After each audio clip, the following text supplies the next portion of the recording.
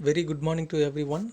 In this lecture, EE8451 Linear Integrated Circuits and Applications, Unit-4 Special Integrated Circuits.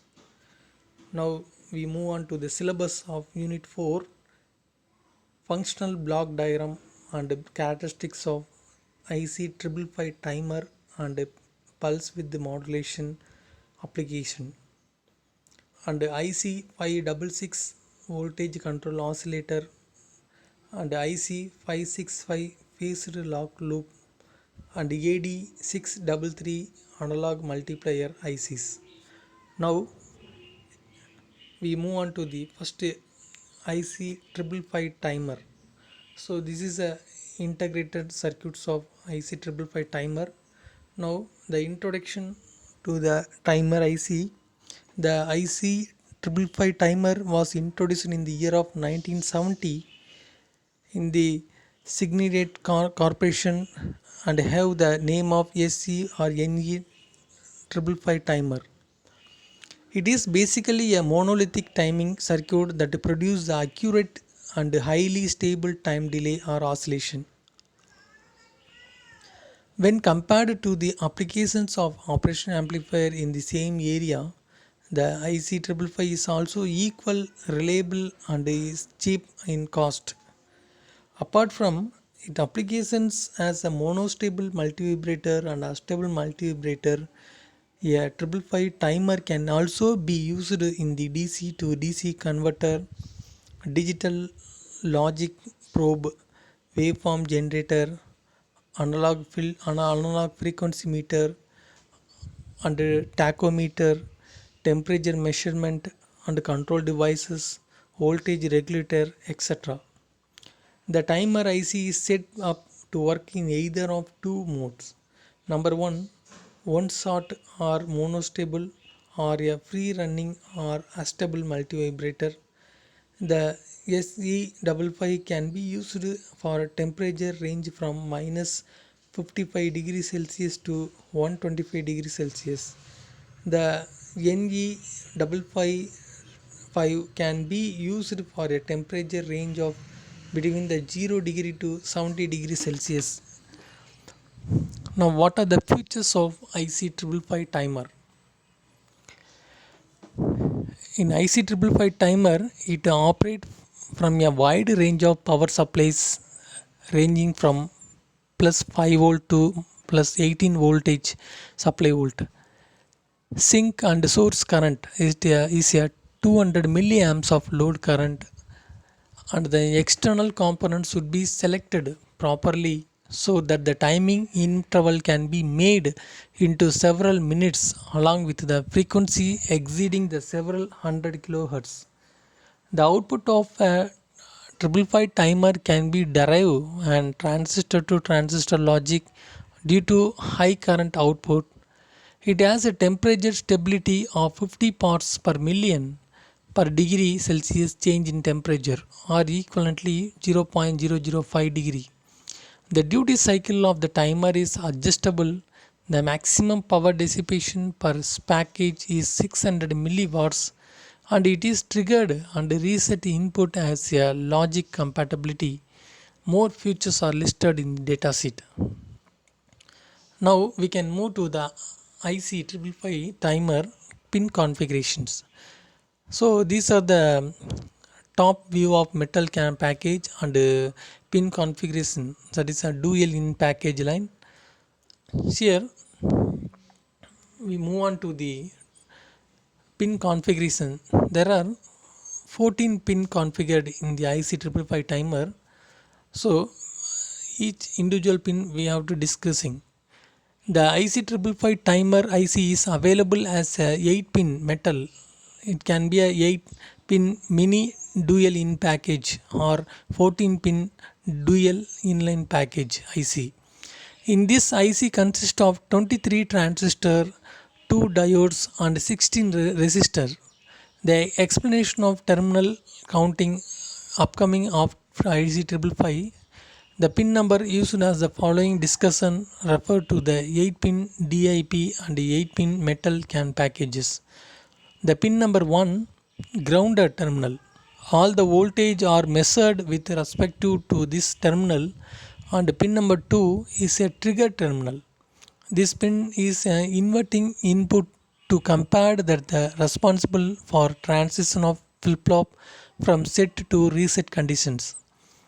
The output of the timer depends upon the amplitude of the external trigger pulse applied to this pin, and the pin number 3 is a output terminal pin.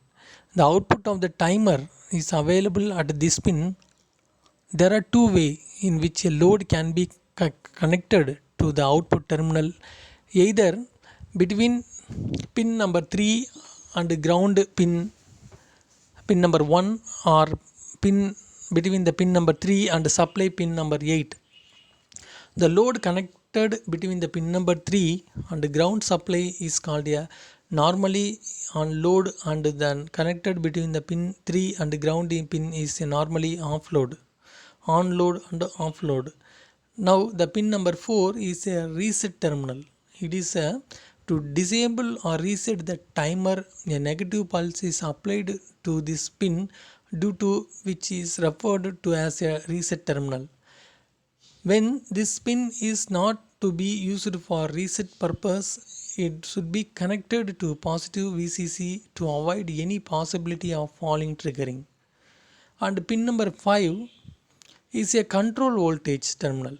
The function of this terminal is to control the threshold and triggered level. This either the external voltage or a part connected to this pin determine the pulse width of the output waveform. The external voltage is applied to this pin can also be used to modulate the output waveform.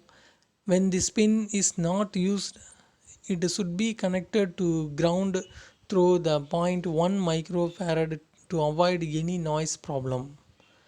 Now the pin number 6 is a threshold terminal. This is a non-inverting input terminal of the comparator 1, which compare the voltage applied to the terminal with a reference voltage of 2 or 3 VCC. The amplitude of the voltage applied to this terminal is responsible for the set state of flip-flop. And the pin number 7, the discharge terminal. This pin is connected initially internally to the collector of the transistor, and mostly a capacitor is connected between this terminal and ground. It is called discharge terminal because when the transistor saturate, the capacitor discharge through the transistor. When the transistor is cut off, so the capacitor charge at the rate determined by the external resistor or capacitance. And the pin number 8 is a supply terminal. The supply voltage of positive 5 volt to positive DC voltage 18 volt is applied to the terminal with respect to the ground. Now we can move to the general functional block diagram of IC555 timer. So this is a 555 IC timer block diagram. So here the block diagram is there are the two operation amplifier you are using the structure.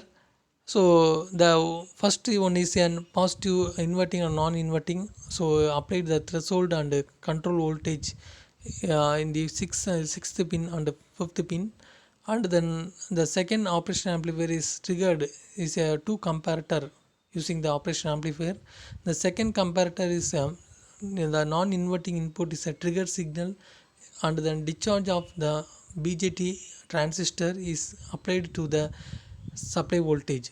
So the output of the two comparator is coupled to send to the SR flip-flop. So the SR flip-flop is designed to the BJT amplifier, the current controlled devices. So it can be enable the BJT transistor 2 and the output power amplifier. So the output power amplifier, it can be amplify the output power of the signal, and then we get the output of the standard output of the input. Now we can move to the output waveform. So this is the output waveform of IC555 timer. So the input is a ramp signal, so the capacitance voltage. The output is a pulsed signal, that is a voltage output. So the capacitance of input voltage is a two comparator. It compare the input signal to coincide the coefficients of the output signal of the same time period. Now we can move to the how to generate PWM signal using the IC555 timer. This is a pulse width modulation applications of using the IC555 timer. First of all, what is PWM, pulse width modulation? It is a short form of pulse width modulation. It is an important concept in modern electronics. It is generally used as a power delivery mechanism in motor control and lighting control systems. In the PWM technique, the voltage that must be supplied to a DC motor or an LED is supplied in the form fast switching pulses rather than the continuous analog signal. The duty cycle and the frequency on the PWM signal determine the output voltage. The duty cycle of the PWM signal describes the amount of time the pulse stayed high in one cycle. It is usually represented as a percentage. Now the duty cycle of the T high, that is a time period of high, is the duration of which the pulse is high in one cycle, and the duty cycle low, the duration of which the pulse is low. Then the period of the pulses, we can see the breadboard connection of IC555 timer with PWM applications. So the duty cycle T is equal to high plus low, that is duty cycle T high divided by total time into the 100. So the frequency of the pulse with the modulated signal describe the rate at which the signal completely one cycle period of time. Now we can move to the different PWM signal and different duty cycles. The above image shows the different pulse width modulation signal and different duty cycle along with the output voltage. It is very easy to generate the PWM signal using the 555 timer IC, but before seeing how 555 timer PWM signal is generated, you need to understand the stable multivibrator operation of IC555 timer IC. Once you understand this, then make a small modification. You can effortless produce a PWM signal using the IC555 timer.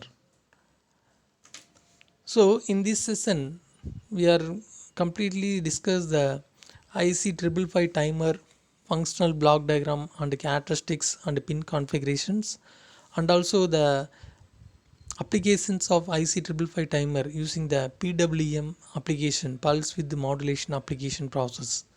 Thank you for watching this video.